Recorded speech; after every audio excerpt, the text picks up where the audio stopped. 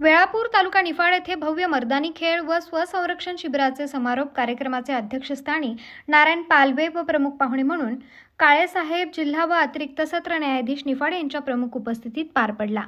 सायंकाळी 5 वाजता छत्रपती शिवाजी महाराजांच्या मूर्तीची पालखीत हलगीच्या ठेक्यावर मिरवणूक काढण्यात आली। ग्रामस्थांनी पालखीवर पुष्पवृष्टी करत स्वागत केले। छत्रपती शिवाजी महाराजांच्या पुतळ्यास पुष्पहार अर्पण करून शस्त्रपूजन करून मान्यवरांच्या हस्ते कार्यक्रमाला सुरुवात करण्यात आली। यावेळी शिबिरातील पालकांचे मनोगत व्यक्त करण्यात आले।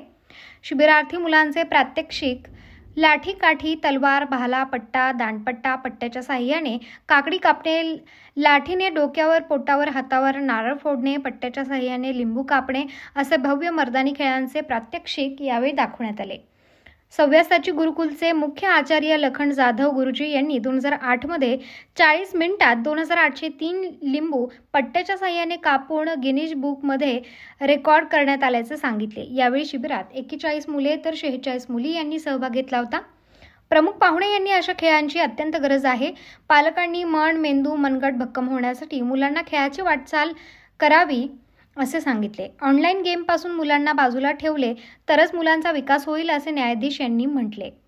त्यानंतर मुलांना प्रमाणपत्र वाटप करण्यात आले। यावेळी राहुल मुळीक निवासी नायब तहसीलदार निफाड, प्रवीण ठाकरे अध्यक्ष निफाड वकील संघ, शिंदे सचिव निफाड वकील संघ, शरद लोहकरे पत्रकार, केदू श्रीपद शिंदे, केदू शिंदे, बाजीराव शिंदे, विठ्ठल शिंदे, रत्नमाला शिंदे, चेअरमन